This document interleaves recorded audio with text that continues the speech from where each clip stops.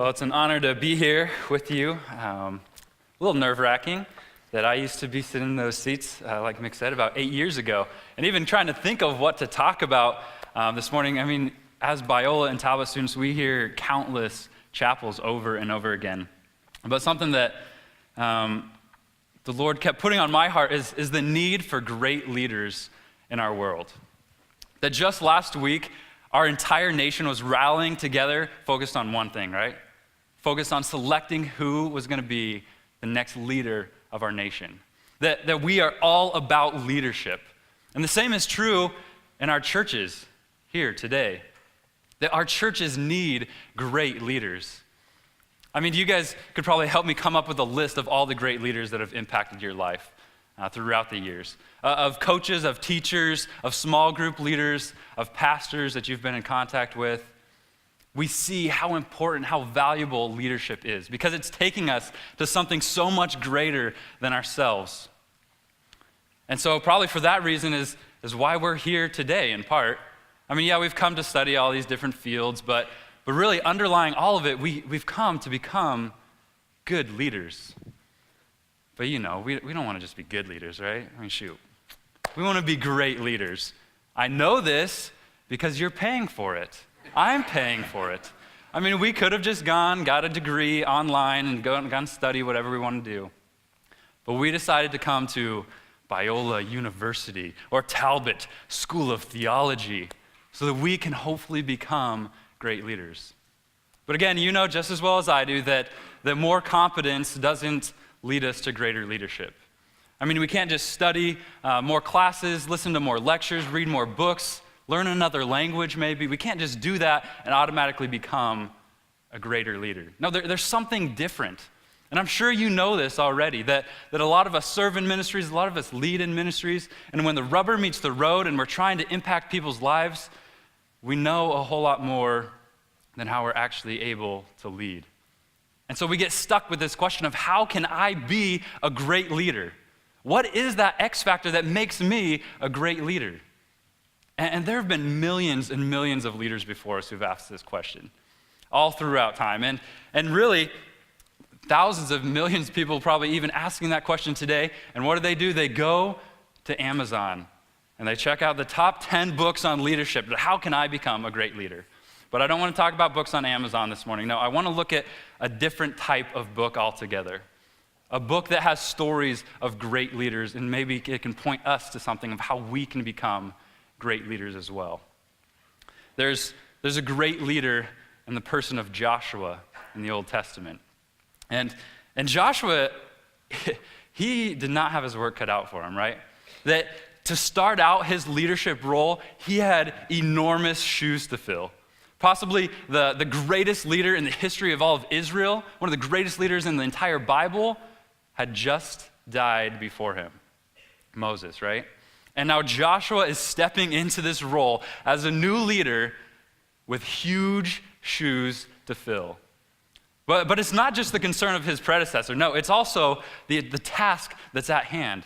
There's this looming task that he's supposed to lead the people in a way that Moses never could. Moses never got the people into the promised land. And now Joshua's being looked to be a great leader, to fill the shoes and to do something that Moses could never do. I'm sure there's many times that he asks, how can I be a great leader, God? How am I supposed to do this? And so I want to look at his story this morning and relate it to our story as well, because I know that many of us will be in leadership roles, maybe right now, maybe this semester when you graduate, maybe in a couple years from now when you're graduating.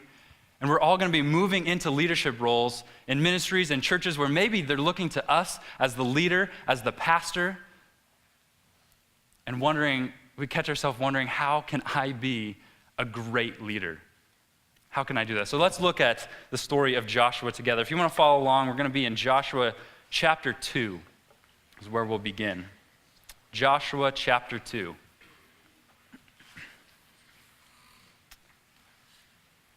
And again, Joshua didn't ask for this position of leadership. His only option was to lead or to utterly fail. I know that I wouldn't want that on my resume, the first leadership job that I have, that I can lead or fail. Nobody wants to start out a career like that. But that's how Joshua's career in leadership is starting. So in Joshua chapter 2, verse 1 says, "Then Joshua, son of Nun, secretly sent 2 spies from Shittim. 'Go, look over the land,' he said, 'especially Jericho.' And so they went and entered the house of a prostitute named Rahab and stayed there." And you know how this story continues, right? That they're hiding out with Rahab, these 2 spies. The king finds out about it. He comes into Rahab's house. He's saying, "Where are these guys?" And she lies to the king. She risks her life for them. She sends them on a wild goose chase to go track down these spies outside the city. And as soon as the king's men go to find the Israelite spies, the doors are closed. They're trapped inside, hiding in Rahab's house. And even though we like to think that it's like, these are spies, they're probably like Jason Bourne status, that they're just running, I can get through this gate, that doesn't matter, I can blow it up. No, that's probably not the type of spies that they were, right? They're stuck. They're trapped inside these huge walls of Jericho. But fortunately, Rahab, as you know, she lives in a house that has a window right there in the wall of the entire city, these massive walls. And so she sneaks them out the windows, and when they're on their way out, they promise her protection, her and her family, as long as they stay inside their house and hang this scarlet cord out the window. And so the spies, they rush back to the Israelite camp, to Joshua, and they're just pumped up. They're ready to go. They're saying, "Joshua, the Lord has given us this land. It's ours for the taking. Let's do this. Let's go right now." Everybody's freaked out because of us. So their battle cry is just, "Hoorah, let's go do it." And so Joshua's leadership career starts out pretty good, it seems like. That he comes up with this amazing plan. Let's take Jericho. Yeah, it's not the easiest city to get into, but if we can get Jericho, we can make our way on the inroads to the heart of the promised land. This land can be ours. And so he starts out as this seemingly great leader. So he rallies the troops. He sends his commanders, as the story goes on, he sends his commanders to all the camp of the Israelites, right? And he says, "Hey, look, when the Ark of the Covenant starts moving in front of you, pack up your stuff, get ready, we're on the move. We're going to uncharted territory. We're going someplace that we've never been before, that Moses never led us to before." But he said, when you see that Ark of the Covenant, follow it. But not too closely, not too closely. This is the Ark of the Covenant we're talking about. So he said, stay about 1,000 yards away from the Ark. And so the Israelite camp, they're packed up, they're ready to go, they're excited to go take on Jericho. This is what God's been promising them all along, and now they're going to take it by force. The victory is theirs. They can feel it already. And so they start walking, and they probably get kind of close to where they're headed, where they're following the Ark of the Covenant. And they know the Jordan River's there. They know they have to cross that before. But as they're walking, remember, they're about 1,000 yards away. It's a good distance. And so the ark's getting closer, and they see it off in the distance, and they say, "That's a lot of water right now. I don't know if we can cross that river." Right? It looks like Hurricane Sandy had just come through because everything is flooded. But they knew it was going to be flooded. I mean, it was that time of the year. It was the springtime when they were crossing. But probably in the hearts and in the minds of some of these Israelite people, they're starting to question, "Joshua, where are you leading us? What kind of leader are you?" And maybe the spies are speaking up at this time. They're saying, "Joshua, hey, just up the river a little ways. We crossed that last week when we were spying it out. I mean, it's shallower, it's narrower. It's going to be much easier. Let's go cross over there." Maybe some of the parents amongst the Israelites are thinking, "Joshua, we can't cross here. We have kids. The water is far too strong. It's moving way too fast. There's too much of it. We're not going to be able to cross the Jordan." But Joshua, trying to be a great leader, says, "Look, no, God is among us. God is with us. And when we step in, when the priests step into the Jordan River, it's going to stop flowing. It's just going to part." And you can imagine the Israelites probably thinking, "Right, yeah, I'm sure it's going to part. Why don't you go step into the river, Joshua?" I mean, you know what it might feel like to be gossiped about behind your back, especially when you're in leadership. And Joshua just is sitting there thinking, how can I be a great leader for this nation of Israel? It's probably the same thing that we might feel if we take on a new ministry position. that we've been appointed to go to a new church. We're a new Talbot graduate, right? And we're going to this church. We're the new face. We're the young couple going to an old and dying church. And we have our work cut out for us. And the church's expectations are that we are just going to catapult this church to the top of the church growth charts, right? That the entire denomination is going to be looking at our church thinking, this is amazing because we have this new, young, great leader leading the charge. And they might expect all these new, young families to start coming to your church because of this great leader that they're putting in place. And so you do what you know how to do as the leader. You preach the best messages that you can. You get to know your people and relate with them on a personal level. But the months go on, probably the honeymoon stage kind of wears off, and people start talking about you behind your back because no apparent growth is taking place whatsoever. And they're thinking, who does this guy think he is? He's so wrapped up in having this spiritual mission that he's not doing us any earthly good right now. And probably when this happens week after week after week, as the pastor, you'd find yourself in your office at your desk with your head pounding against the desk thinking, God, how can I be a great leader? How can I lead your people? This is probably the type of thing that Joshua was feeling. But sure enough, he led the Israelite people. They trusted him. The priests knew what to do. They stepped into the water, and as soon as they did, what happened? It parted, right? That they walked out on dry ground, and when the Israelite people saw this, they were amazed. I mean, they actually hurried across the land because they didn't want to be at the end. I wouldn't want to be at the end. They hurried across to get on the other side of the Jordan, not stuck in the middle of the river. And as Joshua sees them going by, he wants to use this as a teaching moment.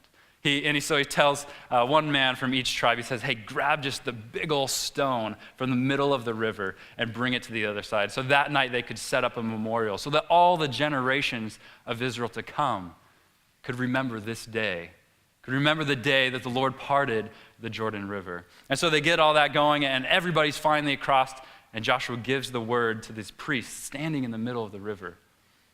And he gives them the command, and they come marching across the rest of the way of the dry riverbed. And you can just imagine that the minute that the heel of that last priest is coming out of the riverbed, that the water just whooshes back in, right? And the people, they're probably sitting there a little shocked, a little startled, thinking, that was kind of cool, kind of freaky. Joshua, don't do that ever again, all right? We need to follow you as a great leader. But they are finally at the stage that they didn't have the Jordan to cross anymore, and Jericho was the only thing ahead of them. And they even knew in chapter 5 how the story continues. It says, now when all the Amorite kings west of the Jordan and all the Canaanite kings along the coast heard how the Lord had dried up the Jordan before the Israelites until we had crossed over, their hearts melted, and they no longer had the courage to face the Israelites. Joshua seems to be doing a pretty good job. And I can imagine if the Israelites are standing there, they're saying, the victory is ours. This is amazing. Everybody's scared of us. This battle's going to be easy as we move forward. And so they're saying, Joshua, let's do this. Let's get some strategy together. Let's work out a little bit. Come on, we gotta get in shape to go take on Jericho. And Joshua says, no, that's not the strategy that we have. Because God gives him a different command in verse 2, right? He says, go take a flint knife and circumcise all the men. And there's a lot of Israelites are thinking, whoa, Joshua, calm down, buddy. We're not getting circumcised, right?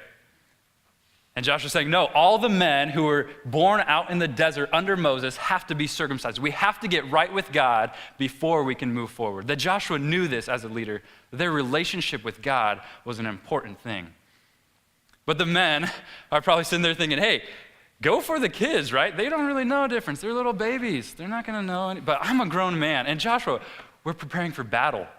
Do you know how long this is going to take me to recover from? Weeks, months. I don't know how long. I've never undergone this surgery before. And the people are looking at Joshua just thinking, what kind of leader do you think you are? You're not a great leader. You're so caught up with your head in the clouds that you're not doing us any good right now. The goal is Jericho. Lead us to Jericho. And Joshua can probably just be wondering, God, how am I supposed to lead the people now? You're the one who's told me to circumcise them. How can I be a great leader? And as they're sitting there for weeks or months maybe, recovering, Passover comes along. It's that time of the year to celebrate this great holiday for them. And so not only are they wounded and recovering from surgery now, but now they all have full stomachs as well. Pretty good battle plan, right? But Joshua keeps asking himself, God, how can I be a great leader? Again, I think we find ourselves in pretty similar circumstances in leadership, in ministry. That maybe you could imagine being the pastor, a key leader at a church that's just been growing, that's been busting at the seams lately. And for years, you've been trying to save money. You've been trying to get ready for this building plan. You need a new facility so that you can reach more people in your community. And so the leadership team is meeting, they're strategizing, and the money finally comes in. They get the donations, they're ready to build, they're ready to have this new church and reach more people for Jesus Christ. But as they're sitting there and discussing, they keep feeling God tug on their hearts and telling each one of them, what about my people on the other side of the world? How are they going to hear? And so the leaders are praying, they're discussing, they're fasting together, and after a time they realize, we have to give some money away. We can't just focus on our own little worlds right here when there's an entire world around us who needs help as well. And so they probably bring this plan before the rest of the congregation one night. So they can all vote on it, they can all approve this together. And as the pastor, you stand up and you say, we're moving forward with our building fund. We're moving forward into having a new facility. But we're also going to give 30% of our annual budget away to world missions.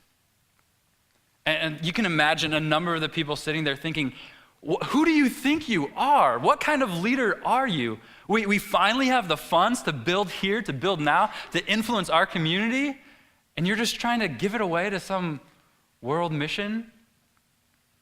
And you see the people get frustrated and talk about leaving the church or maybe splitting the church. And when you go home, on your drive home, you just keep thinking, God, how can I possibly lead these people now? How can I be a great leader for God's people? Again, Joshua's asking these questions over and over. How can I be a great leader? But the time finally comes that they're getting closer to Jericho. They're getting ready to finally go into battle. And so you can just picture Joshua with his commanders, with the soldiers, drawing up the battle plans, right?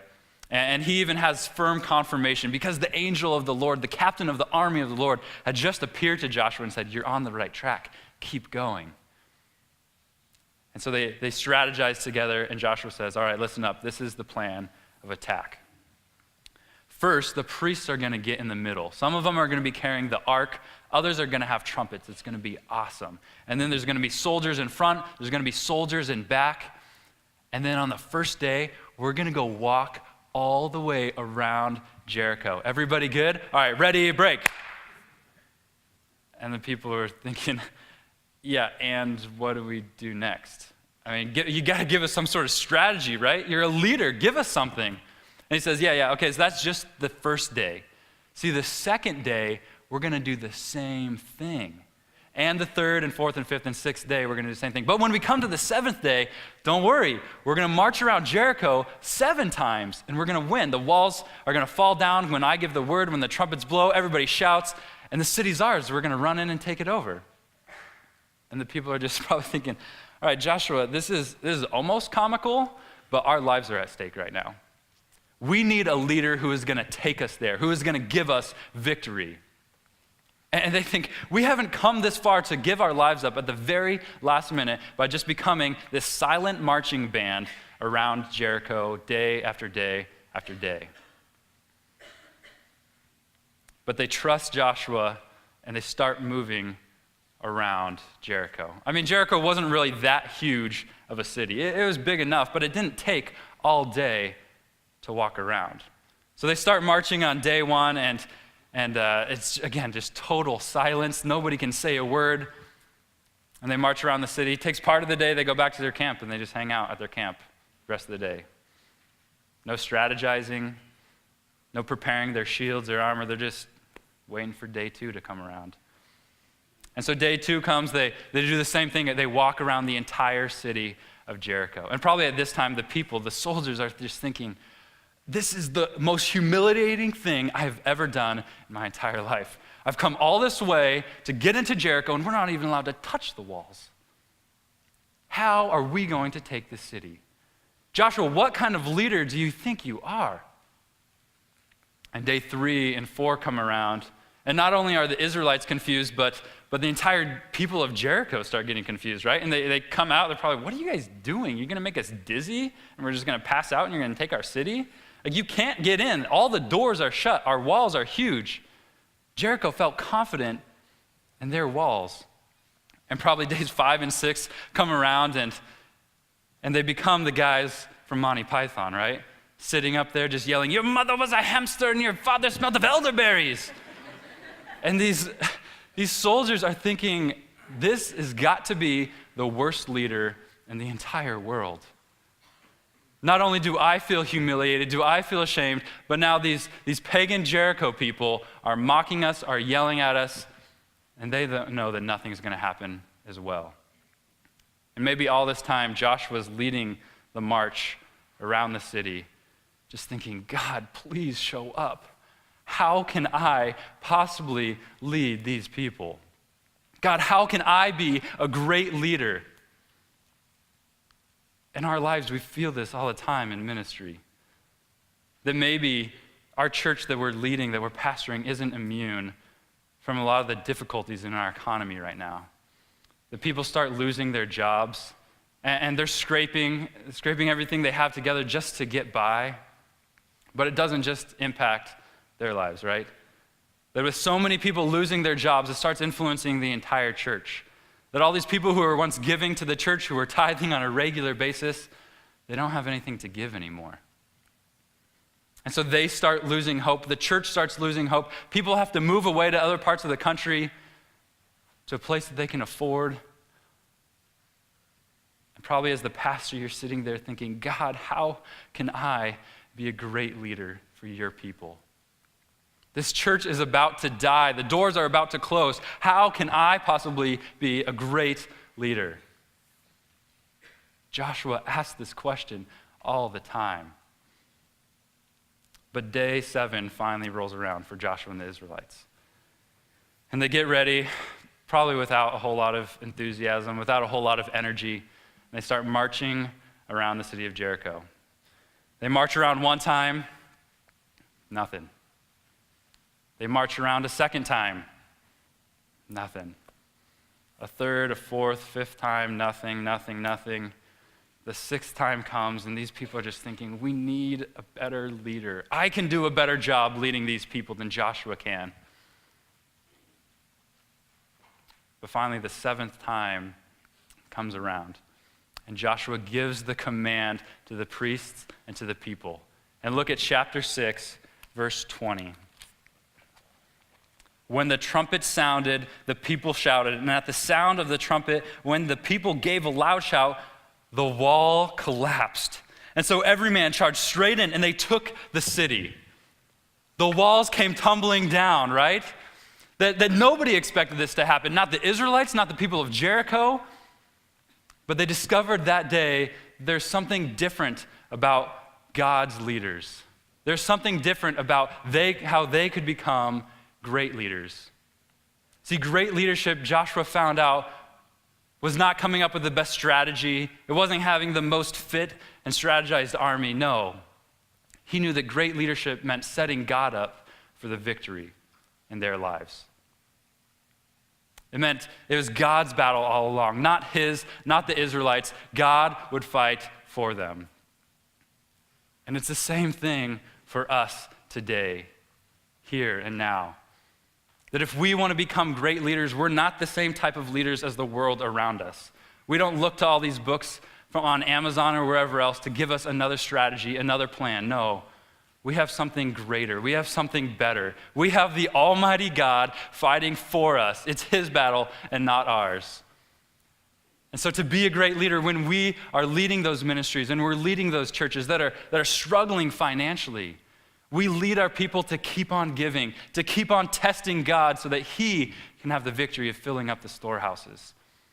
That being a great leader means that when our church is struggling with a vision, with somehow to reach out to the community, that we keep leading them to the need, to the love for the people around us, so that this entire community can see God moving in this church's midst, and the community can have a lasting legacy.